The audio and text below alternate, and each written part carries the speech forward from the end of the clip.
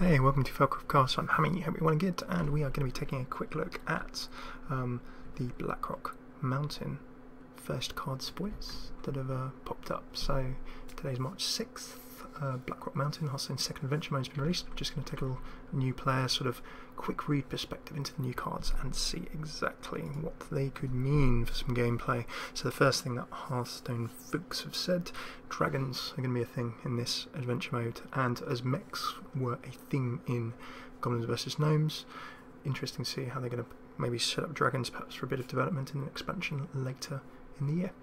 So without further ado, let's jump on in. First things first, we have none other than, I'll just get rid of a couple of these so we can start with the Blackwing Technician.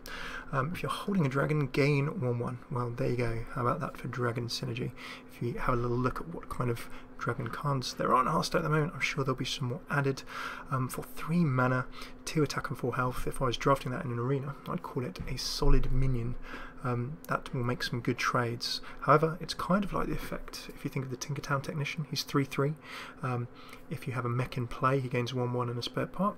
Blackwing Technician, holding a dragon, gain 1/1 and makes that a 3 attack, 5 health. Now for 3 mana, that's a really good drop. If you have some kind of dragon in your hand or you've made a dragon deck together, 3 attack and 5 health at the 3 mana stage is a very strong minion to have on the board. Particularly against some aggro, that's going to help you make some good trades. I can see that being combined together with Sunfree Protector, things like Defender of Argus, and that is going to be a really nasty early game wall, or a very, very good card for trading, grabbing table control. Make some good trades with that. So Blackwing Technician looking like quite a sharp card. From that we'll take a quick look at Darkhand Skulker. That is a rogue card. Thank you for people who are correcting my slight colour blindness there live on stream. So Darkhand Skulker, Battlecry, dealing 2 damage to all undamaged enemy minions. That is quite nasty, and for 4 attack, 3 health, slightly underpowered stats wise compared to that 5 mana drop cost.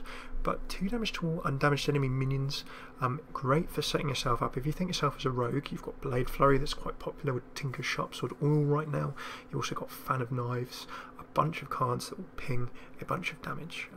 So although you can use a backstab after a Darkhand Skulker because the minions would be damaged, there are plenty of things combined with spell damage that could help this be a card that helps rogue certainly mow down small stuff in the game. And as Raj has said on the stream, AoE backstabs is a really good way of describing it. So in terms of getting the table under control, I can see a lot of rogue decks going around at the moment that are controlling the game in the early to mid game using all of the rogue removal spells, combining with spell power as well until they can set up weapon, hit in the face with the weapon, Blade Flurry, destroy the weapon, do damage to all enemies including the hero. Do that with Tinker's Sharpsword, or you buff your weapon and also a minion on the table. The Oil Rogue is quite popular at this February, March 2015 type meta. This is another card that could help you keep that table under control until that point. So nice stuff with the Darkhand Stalker.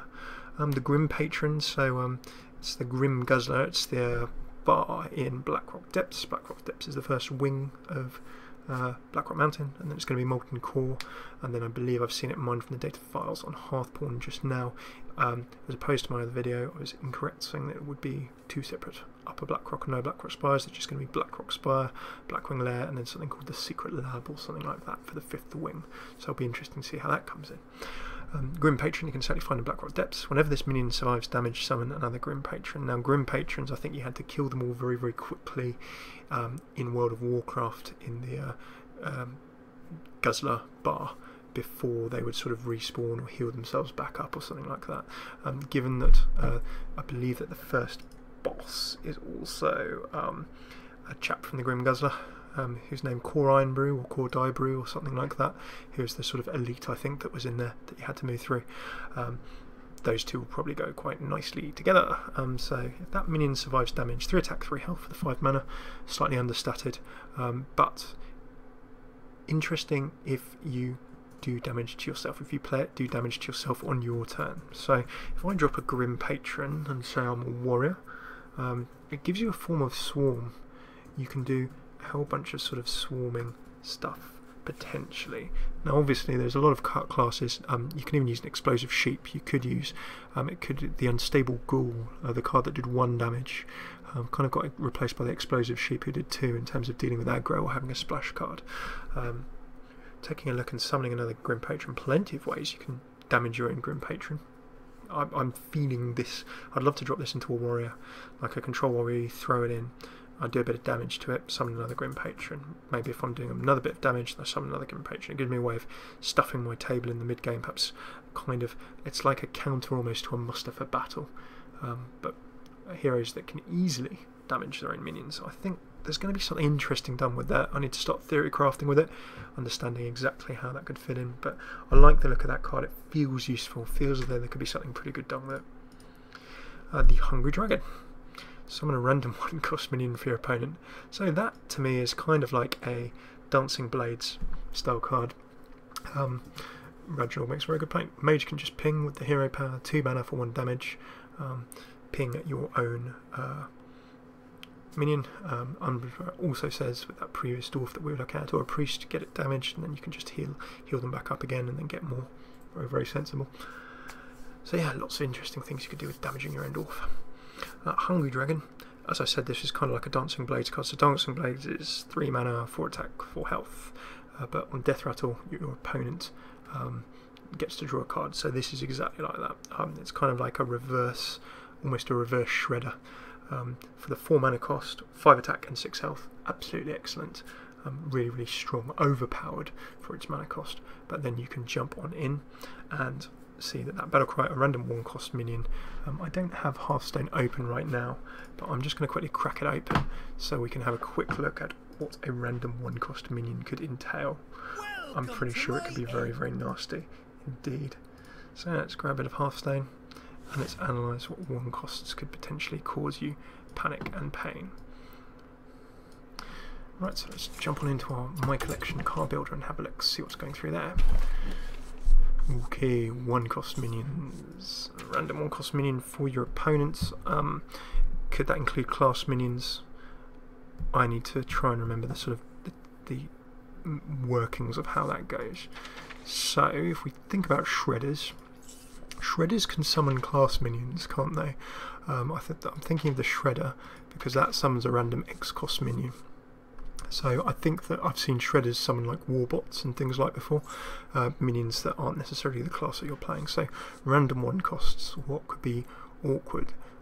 Clockwork Gnome, a Cogmaster. If you're playing a mech deck, those could be against a mech deck and your opponent gets a free mech, that could be awkward. The Trades of an Ardent Squire, a Leper Gnome sacrificing itself. Shieldbearer could be awkward. South Sea Deckhand. There's plenty of stuff here that could be a little bit irritating. Remember that because the minion is summoned, your opponent's not going to get the battle cry effect, but Death Rattles, all of the other stuff on cards will still, of course, take effect. So Zombie Chow as well, big for trades. Random 1-cost minions, Timberwolf and Web Spinner could be awkward if you're playing against a hunter. Other 1-costs we can look at in the minion camp. Northshire Cleric, if you're playing against a priest or indeed anyone who can heal, then Northshire Clerics could let your opponent draw cards. Dust Devils, just trick little devils indeed. As are Blood Imps, Flame Imps, Void Walkers, all very, very awkward. So if I'm reading the cards correctly, then they are all the 1-costs that the Hungry Dragon could potentially bring into your life. And some of those you really don't want to be having. I could see them coming at particularly awkward times. So that is the sort of wonders and also the potential challenges of our dragon, who is a little bit hungry. Clearly that Hungry Dragon has eaten one of those cards and is spitting out that 1-cost afterwards. So good in terms of other bits and bobs. I'd quite happily pick that, as we've seen. If you're combining that with your Blackhand Technician earlier, you can see a very pressuring dragon style of deck coming into play. I think that Dragon Rush might be tried to used perhaps to replace or go with Mech Rush. Okay, our final card we're going to take a look at, legendary for, I believe it's wing 1, it's Rend. No, is it Rend Blackhand for wing number 1? Can you quite remember? 31 new cards, we've got Rend Blackhand there.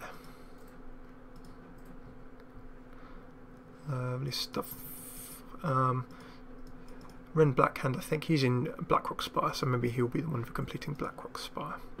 So if we take a look at Rend, 7 mana for 8 attack, 4 health, low on stats compared to that mana cost. But Battlecry, if you're holding a dragon, destroy legendary, so you can see the dragon synergy is starting to build. you can have cards that get buffed if you have dragons in hand. You get effectively a big game hunter on a legendary. It's quite situational, that, but if you're playing a deck that's come into the late game and you're playing a dragon deck, Rend is a good drop, because as well as big game hunter and other forms of control,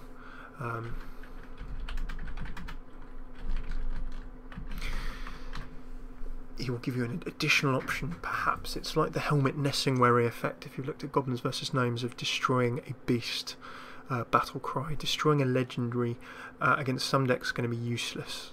They don't really not going to pack them, or you're going to be in a very situational piece in the late game. But if you're playing something like a control warrior, which is throwing down legendary after legendary, it's another form of control. If you've got those dragons, if you're playing the dragon synergy, perhaps it could be of use. So could be of use to start with. It is removal. You can always find some space for removal in your life. We'll just have to wait and see how that works out. So those are our first 5 cards of Blackrock Mountain. There's probably going to be another 5 every week or so for the next 3 or 4 weeks. So we'll be doing one of these every week. Thank you so much for tuning in. It's been really good to have you with us. If you didn't catch the news about Blackrock Mountain being announced, Hearthstone Adventure Mode, if you take a look at the link on the left here, if you're on YouTube, that's a link to our other video. On the right, link to subscribe if you want to get some more Hearthstone news, updates, arena, deck guides, 2-minute bits and bobs, and other things too. So thanks so much for tuning in. This is usually the Hearthstone Half Hour, Felcroft Cast, and I've been Hammy. Big shout out to Reginald, Vlad Terran, Umber and Seasedge. Great to have you all with us live on stream, as well as others at twitch.tv/Felcroftcast. We also tweet on at Felcroftcasts before we're going to go live, and the YouTube is at Felcroftcasts on YouTube. Thanks very much for tuning in. Hope you have a great time. Do like, subscribe and comment if you're on YouTube. Let us know what we can improve. Take it easy.